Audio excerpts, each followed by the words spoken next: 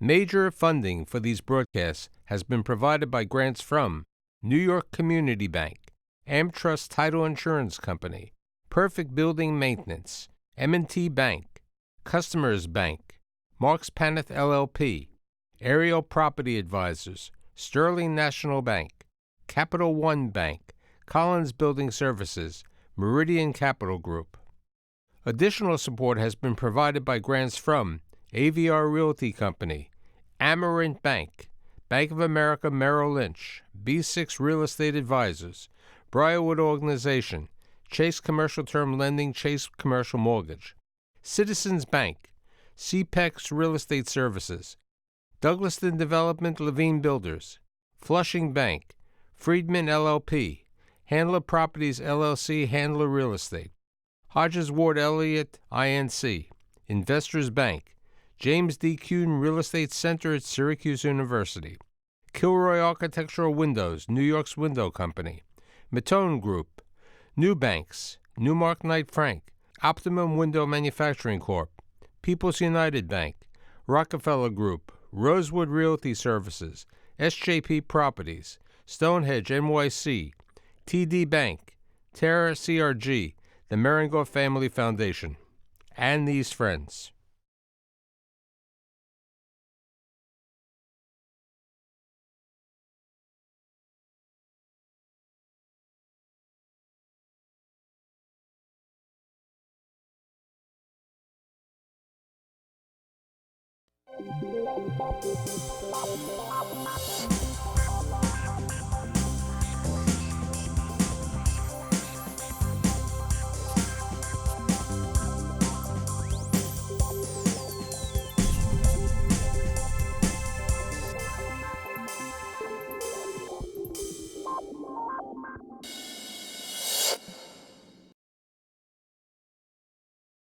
June 14th, a date that people will never forget, especially if you were a landlord in New York, and also if you were a tenant in New York. So a lot has happened since June 4th, and there's different opinions of what effect the new rental law has had on the ownership, the financing, the sales of buildings. So today I've assembled this group of distinguished business leaders to provide their insight on what they think. I'm going to let each one of them introduce themselves and also tell me what effect, in what aspect of the business did the new rent rules have on them. Eli. My name is Eli Weiss. I'm a principal with Joy Construction. We're a developer and landlord and builder in New York City. Been around since 1995. We have a portfolio of about 3,000 multifamily units, 500 of which are market rate, although covered by some form of tax abatement, so rent stabilized. But all of our units are rent stabilized, either through some program with the city or the state, or through just your typical rent stabilization through a tax abatement.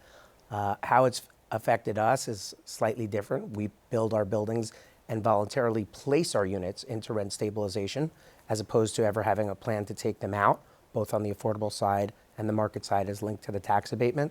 So, but for the actual administration on day to day, which did become much more complicated and difficult, my business plan was never to deregulate units. So while it was not a day that I was up cheering for the new legislation, because I think there are parts of it that weren't well thought out that are actually adverse to tenants, it really has not adversely impacted our business. So here's the big question. Were you surprised by all of these changes? Me personally, not really. I think if you look at the political landscape in New York over the last 2 to 3 years, everything from where the minimum wage has gone, everything from a variety of local laws that have passed, given the political atmosphere in New York, it was fairly predictable that this legislation would be far more tenant-friendly than it would be landlord-friendly. Counselor. I'm Blaine Schwadell, a member at Rosenberg and Estes. I head the regulatory law group, and we've been doing diligence more and more for clients, mostly trying to figure out what they really have, because I think everyone expects that the new law expanded the look-back period to determine whether there's been a rent overcharge of a regulated tenant. If you go back, you give the money back to the rent, to the regulated tenant, plus a 9% interest? Simple interest. And if you give all the money back, if you can even figure out what the legal rent is, because it says in the new law, you can go back as far as is reasonably necessary. Apartments have been registered since 1984. It's not hard to look at a So we registration go back 35 history. years. Yeah. There's already been a case where a judge has allowed discovery to go back 23 years. There's an increase. It's greater than the guideline would have allowed. Maybe it's not proper. Let's go back 23 years and investigate. Who has records from 23 years ago, from 2 owners ago or 3 owners ago? But here's the question. This individual who's the person lending money to the person who's buying the property or refinancing it needs to make sure if the accurate rent. He does. Right. And one of the things we're doing is leaving off the increase that no records exist to prove. Who knows what that increase was from 23 years ago, and recalculating the rent all the way through. And it makes a difference. Whatever the difference is, whatever the amount is, at some point today, in the future. Now we have the banker who's caught into this situation because there's a question if he lent too much money. Matt? So Matt Petrula, I head the commercial real estate group in New York City for M&T Bank. We're about an $8 billion book of loans in New York, of which roughly 25% of that is some form of multifamily housing in and around the 5 boroughs. Did you expect this type of legislation to be passed? There was a lot of discussion around the 9 bullet points that were floated, the proposals. I expected some form of it. I think the whole industry did. It was certainly. But you bring up the comment. There were 9 bullet points, but there was no discussion about the condominium rules, right? That wasn't one of the 9. That wasn't Right, that was part of the 9. Right. So certain things came into the law which weren't really planned. Certain ideas weren't there. It was farther reaching than we anticipated. I expected some growth, lengthening of the amortization period for MCI or IAIs, things like that. Things that we've seen that before. This was a bit more far-reaching, and as you say, the condo and co-op conversion rules that effectively have all but eliminated condo and co-op conversions going forward in New York was a surprise. Sure. And the man who's been in the multifamily business with your family for over 50 years, 60 years, Ed Calico. Yeah, Ed Calico, President, CalEd Management, the Calico Group. In the city of New York, we own and manage 5,000 rent-stabilized apartment properties. We believe the law is a disaster. It creates a tremendous amount of uncertainty in how to interpret the law, and I think more importantly, there's no certainty of doing business in New York because laws can change underneath you, and not only can they change underneath you, but they can change underneath you and be retroactive. Eli was on a panel that I hosted a couple weeks ago, and the question was how many people who were involved with this business really took an interest and went out to Albany to hear what was going on. What was the comment? Not one person in the entire room, except for one of the panelists, had actually went to Albany to go meet with any of their local elected officials. Though I will say that in real estate, many times we do that through the advocacy groups. Like in my business, there's NYC-after or the New York Housing Conference, REBNY. I mean, it's not that typical for owners and developers to make the trip to Albany to do one-on-one meetings. These groups exist for that reason in order to advocate for real estate's position. Let's talk about housing stock. New York City has old housing stock. Many of the buildings in the Bronx, many of the buildings in lower Manhattan, all over, these buildings are 90 years of age. You were talking about an example of $2 million that you put into renovations. You were able to get back $120,000 a year. Under the current rule, you can get 2% of the $2 million or $40,000.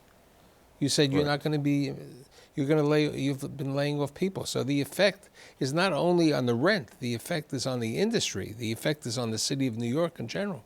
Right, well, it's like closing a mining town. It just doesn't impact the mine. It impacts all the service industries also.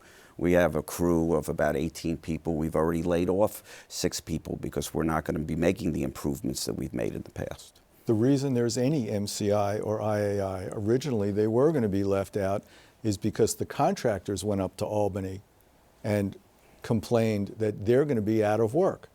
And therefore, they gutted the IAI program and the MCI program, but they left it in so that at least the contractors had the feeling that they accomplished something and still had jobs. I am sure that there's going to be less apartment improvement and building-wide improvements. I've had clients say to me, I'll patch the roof. I'm not going to put on a new roof. I get no return. I think when you parse through the legislation, one of the biggest problems with it is that it sort of converted rental housing to home ownership without any of the incentives of the party who supposedly owns it to invest in it. Right, So the tenant is now the owner. the tenant is now the apartment. owner with really no incentive or means to invest in the asset. So they've taken away. So maybe the tenant will improve their apartment because they're permanently protected. They have home ownership, if I'm listening to it correctly. The 5,000 tenants who are rent stabilized in your buildings basically are protected for life in that apartment. Yes. They can transfer it to the next generation. They have all this protection. It doesn't matter what they earn. It doesn't matter if they went into the apartment at that time, they were working, as a laborer, and now they are a developer. Okay? This person is protected. So in a way, fine, you're not making the improvements, so they'll make the improvements. But they're universally protected, right? They're not necessarily tied to that. Those benefits aren't tied to that unit for them. They could move to the building across the street, and they won't see the increase that they would have seen in. No, but from if they before, stay right? in the apartment, that's Right. If they stay, think about it. You're opening a brand new building. You have two apartments across the hall from each other that are the same, or up one above the other, that are the same. They're renting for the same amount. If this tenant a year from now stays and renews, his rent's going to go up. If he says, the guy downstairs vacated, I'll take the same apartment downstairs, I'll move across the hall, the rent doesn't go up. So now he's paying last year's rent for the apartment downstairs. Tenants are going to start figuring it out. I said it, So, they can figure here's it the out. question. You're an owner. Are you going to keep apartments vacant because you don't want to live by these rules? Well, it depends on the nature of how long the prior tenant has been in the apartment, what the current rent is, how much it's going to cost to fix up the apartment, because under the new IAI caps, I think the most you can collect is $15,000. It's about $89, and to me, not to differentiate between studios, 1 bedrooms, 2 bedrooms, 3 bedrooms, to me is just silly. I believe the law was just an overreaction to a few bad actors. In our industry, like in any industry, you have some bad actors, but you don't throw the bathwater out with the baby. And I think that's what they did here. Blaine was talking before about different time periods that we've seen in the life of the cycles of the rental, going back to the rent control. I'm not that old, but rent control started as a reaction to people coming home from the Second World War, there being a shortage of housing, and it was rationing tires, rationing gasoline, rationing apartments.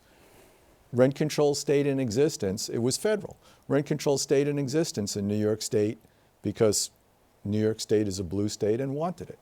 An apartment under rent control, Mayor Lindsay in 1970 put in the MBR program, recognizing that there had to be a program of rent increases, and their rents are supposed to go up 7.5% a year until they hit this calculated MBR number, which is calculated. So it may be for better each if I building. bought. Maybe it's better for me to buy a building that's rent control because I can get 7.5% as opposed to 1.5% and 2%. Well, the problem is the MBR hasn't gone up that fast, so the rents have caught it and they are capped.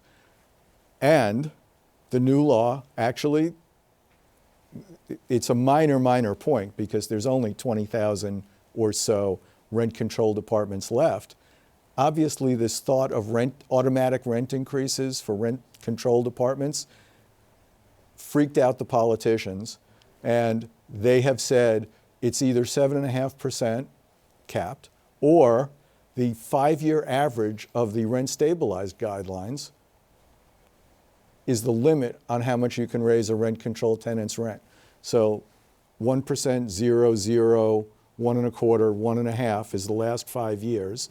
So it's something like 0.75% is the average. Rent-controlled rents won't go up more than 0.75%. So don't buy a rent-controlled building either. I've ran into a number of attorneys. Everybody's renegotiating. People are saying, I'll walk away from the contract. There's no way I'm going to live by this. Okay? How about you? Have you changed your underwriting in lending? We really haven't changed. We've not seen obviously the market slowed down quite a bit for the first half of the year and continued after June 14th. So we've seen fewer multifamily loans, few refinances, which are a bit easier. We've increased the level of due diligence we're expecting to be done by the landlord and for us to piggyback off of on a new acquisition. We've really not seen acquisitions come in since. And as far as our underwriting, it was really always based on income in place and sensitizing interest rates to a level much higher than current rates. So the result was lending something in the neighborhood of probably 50%, sometimes below on an acquisition. I think it's more important than ever to stick with the best in the business, with people who are committed to New York, to their asset class, to multifamily, responsible owners that do the right thing. And so that's always been a hallmark of our business. I think as you talk about committed to New York, you have to look at this legislation from 30,000 feet. So if all of us are in the multifamily business in New York, and the buildings are clearly in a state of loss of value given the legislation, all of our taxes, in theory, should start to go down. Now, New York City, my belief, should have tried to take a more measured approach in lobbying Albany for this point of view, because if we all start to aggrieve our taxes and say, well, this is what the income was last year, now the income is decreasing, it's a mathematical formula that the taxes should go down. I mean, I don't want to say Detroit, I don't want to say the Bronx is burning, but I just said both. And I think this was a big mistake for New York City. Certain people don't realize it's not only the city. I was explaining before in the green room the story about this young developer who owns apartments in New York City, who then decided to go up to Kingston, New York, and bought a number of apartments. And now Kingston is implementing these rules. So he's caught into the same rule that he has in New York City. It's state law, absolutely. It's state law. That's part of what the tenant advocates did, is they allowed the ETPA, the emergency to be declared statewide. Landlord advocates? Politicians need to get reelected. And I've said this before, and I don't mean this to be that either group is bad. Republicans need to get reelected just as much as Democrats. Right now, the Democrats are in charge, and they're pushing their agenda. When the Republicans held the Senate and the governorship, that's when we got luxury deregulation and statutory renting. But let's look at the reality. There are many of these older buildings that I spoke about who were in the process of converting from oil heat to gas heat. This is an expensive proposition, but it was good for the environment, it was good for the buildings, it was good for everybody. But you were able to take it back and charge over there. You were able to put new windows in, you put a new roof. Okay, today a new roof is not going to be done. There'll be patching on the roof, okay? There'll be different things happening. Okay, the magnitude and the effect of this is outrageous on the housing stock. And it's not and the housing stock is not new. It's not just physical. It's actual day-to-day. So you're no longer allowed to search for housing court records on tenants anymore as they move into buildings. So in theory, somebody can just say, I don't want to pay my last month or two's rent or do a lot of damage, and all they have is their security. If you take them to housing court, there's no future ramifications. Let's speak about the security. Let's talk about the security deposit. The big issue that I'm facing now with my properties in Manhattan is that a big part of my tenancy are foreign students, mainly from Asia. And because they have no credit, because they're here on a student visa, the only way that they were approved to pay the rent from an underwriting and credit perspective was by paying the full year's rent up front. That is actually what they opted to do, rather than pay a third-party insurance company to guarantee their rent. We're no longer allowed to accept that rent. That adversely impacts a tenancy more than it impacts the landlord. I had no advantage taking the rent up front. The collection rate in Manhattan is fairly high. Okay, but yes. Yes, me? No, both of you. Both of you. Matt? I think that the law you're talking about only affects non-stabilized apartments. But my bill, right. You said you have stabilized apartments, and DHCR has always said, as long as the tenant's offering it and you're not demanding it, you can take rent in advance. And Therefore, for a stabilized apartment, I would say right now, you can still take rent in advance and it's not a rent overcharge. It affects all those people moving into Sure. exempt apartments. On the other hand, this is only a DHCR policy. I think you said it before. Or maybe you did. The problem is in New York, we keep getting rules that are changed retroactively. Right. DHCR can change the policy. You mentioned in the green room, Stuyvesant Town. The Court of Appeals says DHCR has been wrong. Hey, You've all been wrong for 16 Why don't we years. explain what happened in Stuyvesant? Right. Before we do that, I just want to get back to your point on the physical stock. It's not just improvements that are cosmetic improvements. No, I mean, the city has various regulations, local law 1011, the facade improvements. Absolutely. There's elevator work You're required to spend money. that you're required to spend the money. And that's the challenge, is how do you recoup that money Right, that local you're law, required the to spend? facade improvements is major work. Yeah. You have no option. You have to do that. That's correct. Stuytown basically said that any apartment that or any building that was receiving J51 tax benefits, as long as they were receiving those tax benefits, you were not allowed to destabilize that unit. Sort of a simplification. So, of course, the DHCR policy had no problem with landlords destabilizing units. When the Court of Appeals came down with its decision, any unit that had been destabilized had to go back into stabilization. And now there are many tenant advocacy groups running around the city. I think you read in the paper, there's a landlord being sued every day. Yes. Right, but that has an effect also on the lender. You don't want to get involved with a building that's under litigation. No, it's true. It makes an acquisition today much harder than it was in the past to finance. What can you do and what should you do today? If you're a developer, an owner, an operator in New York, we're talking of owners as opposed to tenants. You know, it used to be landlord, tenant, lord of the land. Now it became tenant, landlord. Different world. So what do you recommend?